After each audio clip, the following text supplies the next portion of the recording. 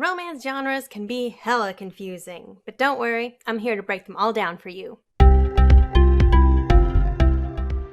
Hey all, and welcome to my vlog. My name is Erin, and this is a Romance 101 of romance subgenres. Romance has tons of subgenres and additional categories that are there to give you information as to what the story might be about.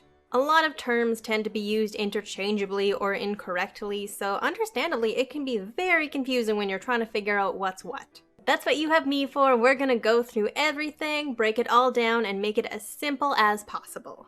Like pretty much every topic out there, there is much more than I can cover in a video, but I hope that it gives you a reasonable understanding nonetheless. And while you're here, don't forget to subscribe to my channel and ring that bell so that you are always notified when new content comes out. Let's get started with the absolute basics. A subgenre is a category within a genre that gives you more information. The main and most basic subgenres in romance are pretty much the same as every other genre. We've got contemporary, historical, mystery / thriller / suspense / horror, religious / inspirational, fantasy, and science fiction. Another way that people may try to categorize romance is by age. If you're calling something YA romance or teen romance or adult romance, those are age categories, they are not subgenres. Category is applied to the subgenre to give you information about who the target audience is and the approximate ages of the main characters. So for example, my recent release Heart and Soul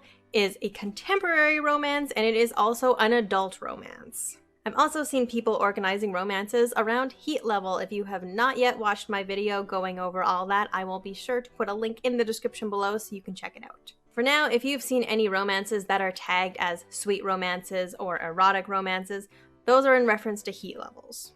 Some people might list erotic romance as its own subgenre, but for the sake of simplicity, I'm not going to do that. You might also see romance categorized by the types of relationships and the characters involved in the story. Examples of this would be LGBTQ+ romance, Asian romance, plus-size romance, etc. These romances can fit under any of the subgenres depending on their plot and setting. I'll start with the most basic subgenres. We'll have a little chat about what they are and what you can expect in each. There is a lot to go through here, so although I'm not going to go into exhaustive detail, there is still going to be a lot of information to cover. Number 1, contemporary romance. Contemporary is the largest and most popular of the romance subgenres. It covers anything after the end of World War II, but like I've said in other videos, that tends to border on historical a lot of the time, so when I think of contemporary, I think of something set within the last 50 years.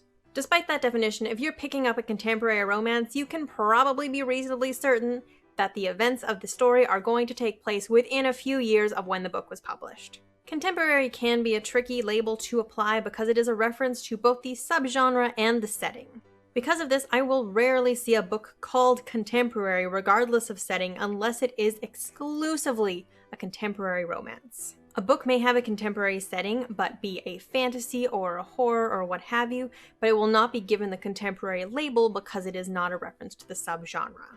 If you don't see something that is listed as a historical or a fantasy, it's pretty safe to assume within romance that it is a contemporary. Now let's talk about some of the most popular content that you can expect to find in the contemporary romance subgenre. There are contemporary westerns, which tend to feature anyone who works on ranches or with horses or with the rodeo, or anything that sort of brings to mind the concept of the American West and the cowboy. Sports romances are exactly what they sound like. One or both of the main characters are going to be heavily involved in a sport. You'll have the cheerleader and the quarterback, the rival teams, the teammate romances, and what have you. Billionaire romances are again very obvious. At least one of the partners is going to be redonkulously wealthy. Office romances are where you'll find the workplace rivals and the bosses and employees. Modern royalty is where you'll find princes, dukes, and other nobility looking for love, usually with a commoner. Police and/or military romances are going to cover cops, veterans, and active soldiers. Small-town romances are where you get cute inns, bed and breakfasts, coffee shops, and bookstores. Medical romance will give you doctors, nurses, paramedics, and midwives. School romances are probably going to feature a teacher MC or a student MC and will otherwise be majority focused on the university, college, or high school experience. Music romances are where your pop and rock stars live, as well as all of your other musicians and singers. Mafia romances give you a deep dive into the criminal underworld with a romantic twist.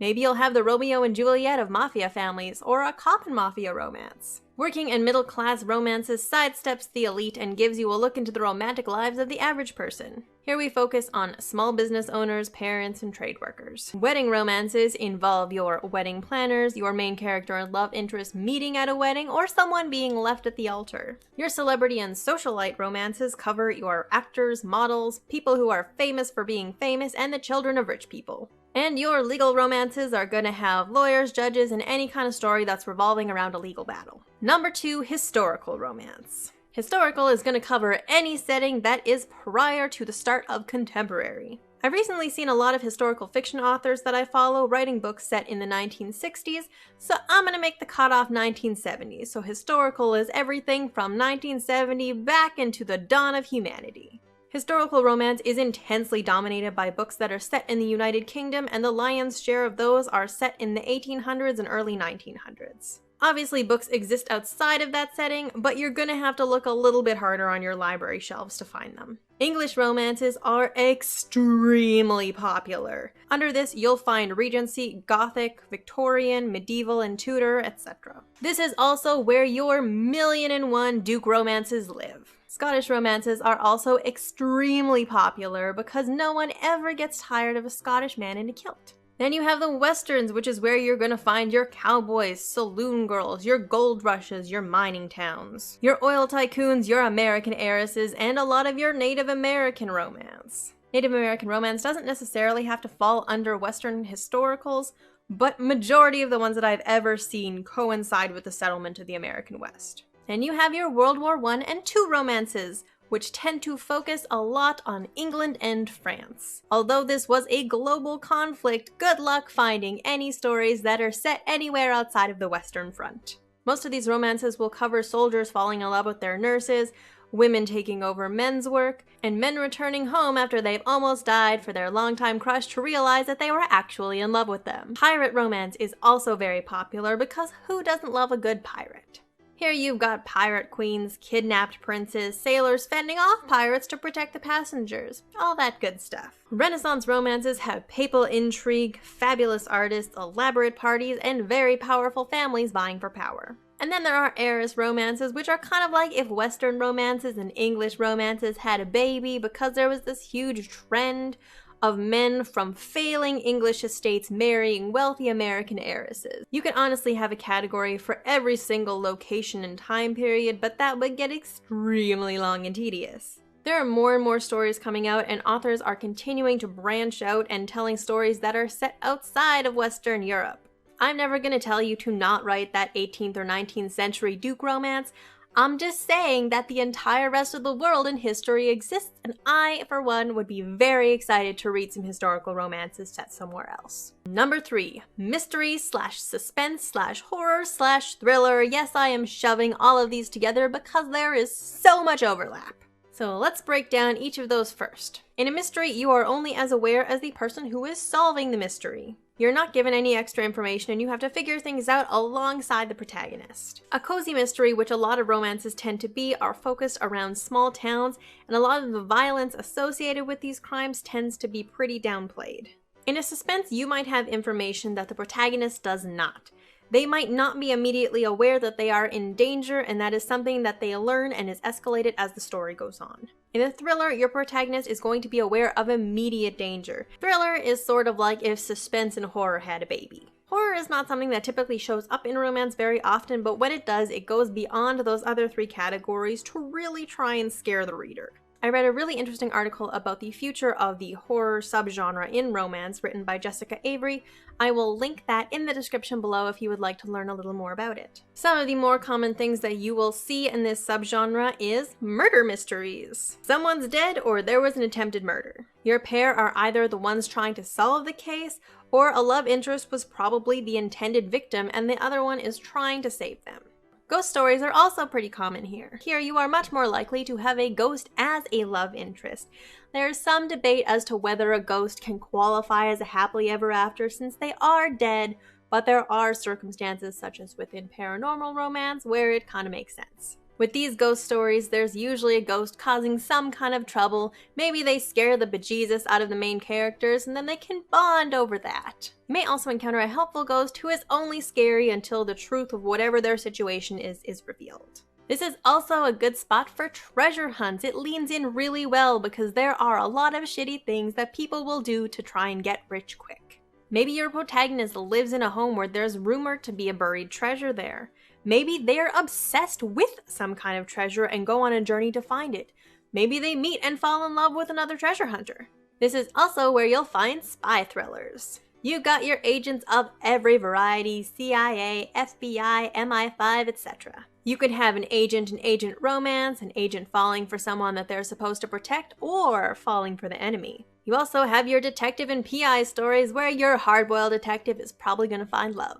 Number 4 is inspirational/religious romance. Now, I don't and have never read this subgenre, so all the information that is coming to you now is purely based on research. Inspirational romances are heavily focused on religion, but not necessarily Christianity, although that does make up the massive bulk of them. Things that you will not see in this subgenre is sex, abortions, drugs, swearing, and also probably most mentions of LGBTQ+ people existing. If sex is mentioned at all, you will not be seeing it on page. In fact, some of these stories probably won't even have the characters hold hands. If there are any LGBTQ+ characters as leads, there is a strong possibility that those characters will end up straight at the end of the story, so bear that in mind. If the main pair wants to get married and one of them is not the same religion as the other, there is an also very strong possibility that someone's gonna have to convert for that to work.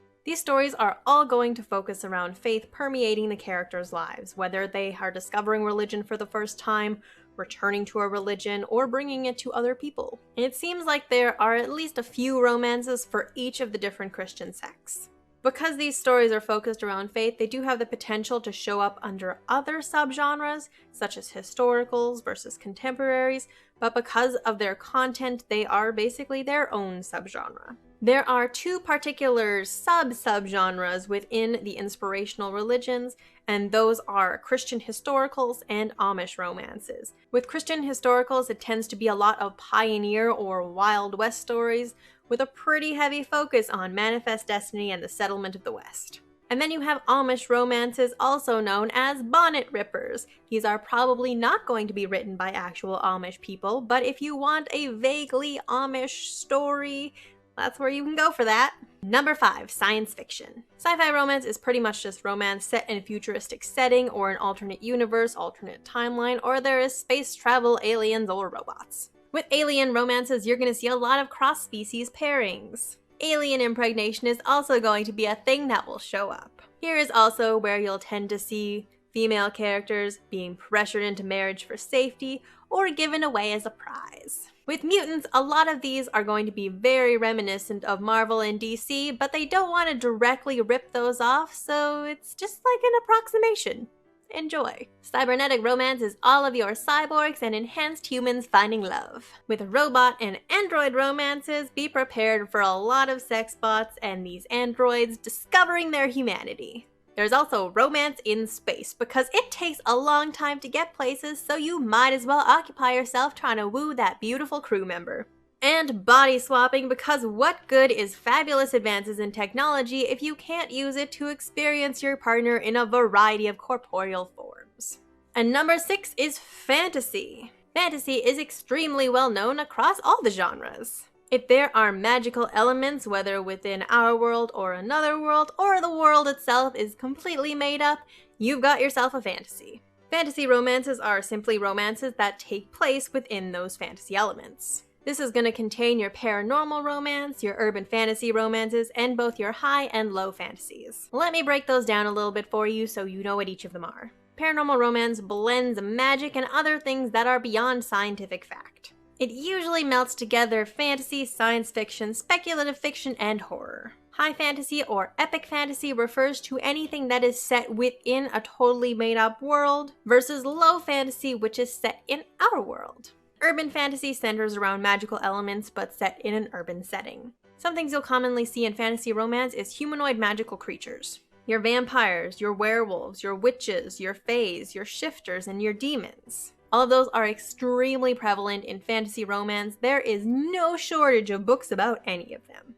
There's also time travel romance. Maybe you're following your lover through time and space. Maybe you meet your lover in an entirely different time. Watch out for those paradoxes. We've also got gods and goddesses following that age-old tradition of gods getting freaky with mortals. There are plenty of stories of a god falling in love with a human or two gods getting together. Alternate worlds are probably what most people think of when they're coming into the fantasy genre. This is where you have an entirely separate world that the author has created, where it has different cultures, different locations, etc. that you can play with however you want. And there's the other bits of cross-species romance where sometimes they're vaguely human or were human, and sometimes they are whatever creature the author can dream up. Romance subgenres are plentiful and complex, and I hope that you are able to find one that suits your interests perfectly. So that is all I've got for you today. Thank you so much for watching. My contemporary romance novel, Heart and Soul, is available now. You can read the first 3 chapters for free on my website, and if you are interested in winning a free signed copy of Heart and Soul, you can head on over to my Instagram, where I am hosting a giveaway all February long to celebrate the release month. All the relevant links will be listed in the description below for you to check out. There's also my other 2 books, Olympian Confessions, Hades and Persephone, and Olympian Confessions, Hera, both of which are available now in ebook and paperback. If you like this video, give it a thumbs up, and don't forget to subscribe if you'd like to be notified as soon as I upload, then ring that bell.